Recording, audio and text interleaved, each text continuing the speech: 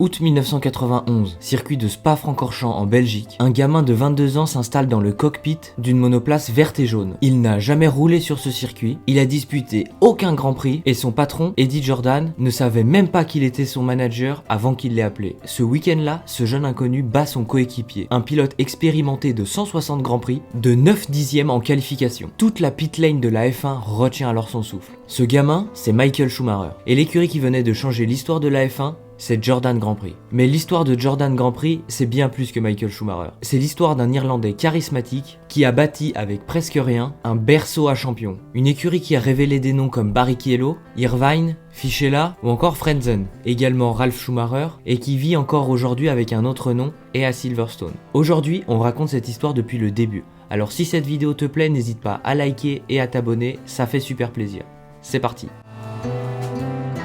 Pour comprendre Jordan Grand Prix, il faut comprendre Eddie Jordan. C'est un personnage de roman. Né à Dublin en 1948, il commence le karting presque par accident. Il découvre ce sport en voyant une piste de karting près de chez lui. Et là, coup de foudre immédiat. Il passe toutes ses économies pour pouvoir courir, il gravit tous les échelons jusqu'à la Formule Atlantique et en Formule 3. Mais il comprend très vite que ce sera jamais l'un des meilleurs pilotes. Alors il va changer de voie et devenir patron d'écurie. En Formule 3, son écurie Eddie Jordan Racing décroche le titre britannique en 1987 avec Johnny Herbert. Puis il monte en Formule 3000 et va remporter le titre avec Jean Alesi en 1989. Deux futurs grands noms de la F1, vous l'aurez compris. Et tout ça révélé par Jordan bien avant la Formule 1. Mais ça s'arrête pas là. Le rêve d'Eddie, c'est évidemment la Formule 1. Et ce rêve, il va le réaliser avec du culot et de l'audace, et d'un téléphone qui ne lâchera jamais. Durant l'hiver 1989-1990, Jordan engloutit toutes ses économies dans la conception et la fabrication de sa première Formule 1. L'équipe compte alors à ce moment que 33 employés. 33 employés pour affronter les McLaren et les Ferrari, c'est complètement fou. Et pourtant,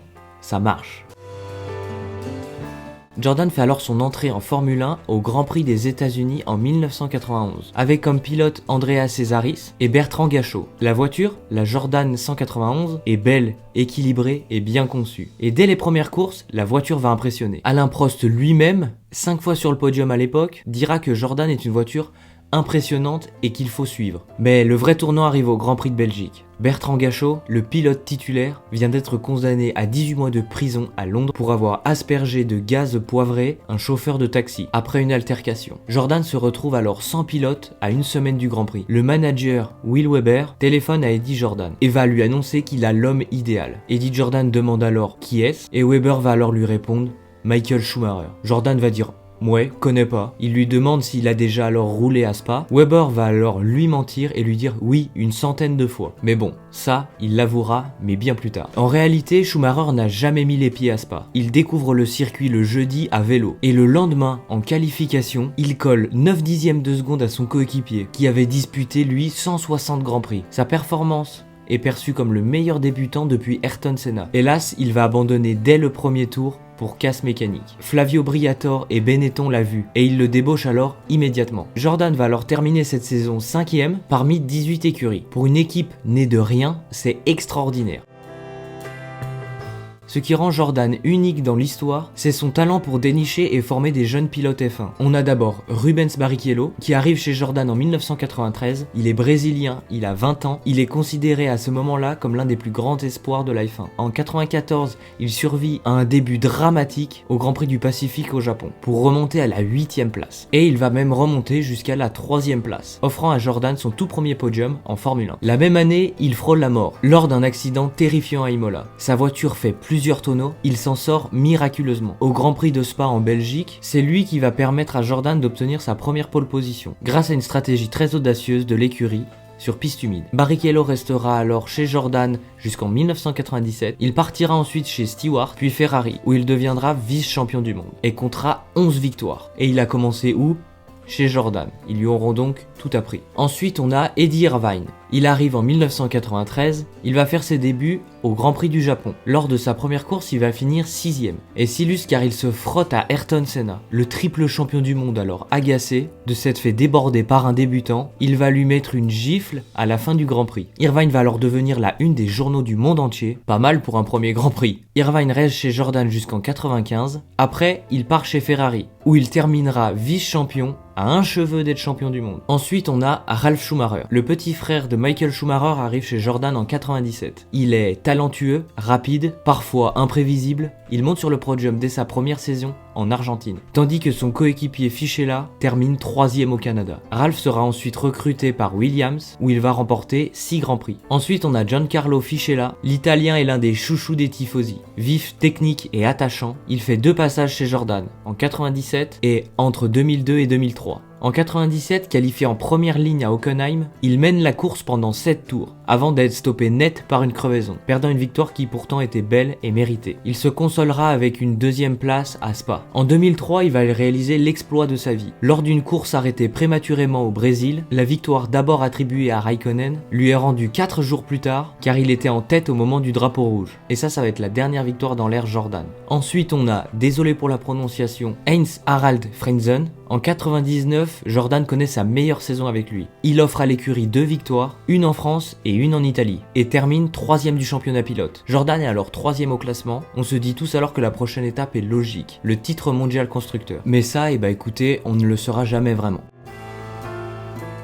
1998 reste la saison la plus emblématique pour Jordan. Damon Hill, champion du monde en 96, va rejoindre l'équipe. La saison démarre mal, jusqu'à la mi-saison, Hill et Ralf Schumacher n'ont pas marqué le moindre petit point. Et puis vient Spa, sous une pluie déluvienne, sur le circuit où tout a commencé en 91, les deux Jordan, celle de Hill et Schumacher, Eddie Jordan impose l'ordre de ne pas se toucher et Hill remporte ce Grand Prix, offrant à Jordan sa première victoire depuis 127 départs. Ralph est alors 2e, c'est un doublé historique pour l'écurie. Eddie Jordan pleure dans le garage, ceux qui étaient là disent que c'est l'un des plus beaux moments de leur vie. Mais après 99 et cette saison presque parfaite, la descente commence. Les sponsors partent, Honda abandonne pour construire sa propre écurie, les budgets se réduisent, les voitures deviennent de moins en moins compétitives. En 2005, après 250 Grands Prix et 15 saisons, Eddie Jordan va alors vendre l'écurie au groupe Midland pour 60 millions de dollars. Une page va alors se tourner. Mais bon, voilà ce qui est fascinant. L'écurie Jordan n'est jamais vraiment morte. L'équipe vendue en 2005 a traversé plusieurs vies. Midland, Spyker, Force India, Racing Point et depuis 2021, Aston Martin. Et elle opère toujours depuis les locaux historiques de Jordan à Silverstone. C'est vertigineux quand on y pense. Les mêmes murs qui ont vu Schumacher faire ses essais en 91, les mêmes murs où concevait Anderson la Jordan 191, l'une des écuries les plus riches du plateau, avec Adrian Newey comme directeur technique. L'ADN de Jordan, cette capacité à révéler des talents, à croire en des pilotes que personne ne voyait le talent, on le retrouve dans la chaîne. Force India a révélé Sergio Pérez, Racing Point a permis à Stroll de grandir, et Aston Martin fait confiance à Fernando Alonso, quand beaucoup de personnes le voyaient déjà fini. Et la boucle se boucle d'une manière presque poétique. Eddie Jordan lui-même contribue aux négociations pour faire venir Adrian Newey chez Aston Martin. Jusqu'à la fin de sa vie, il s'est éteint le 20 mars 2025, à l'âge de 76 ans. Il reste attaché à cet enfant qu'il a créé.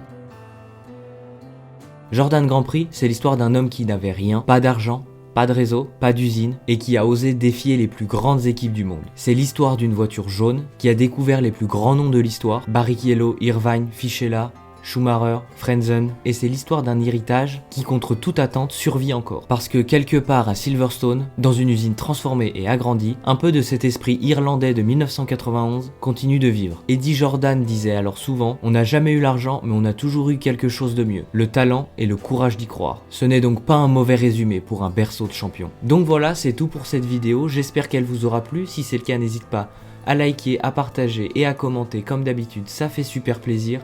Je vous remercie d'être là, on se dit à bientôt pour une nouvelle vidéo, c'était Hugo de l'Undercut, ciao.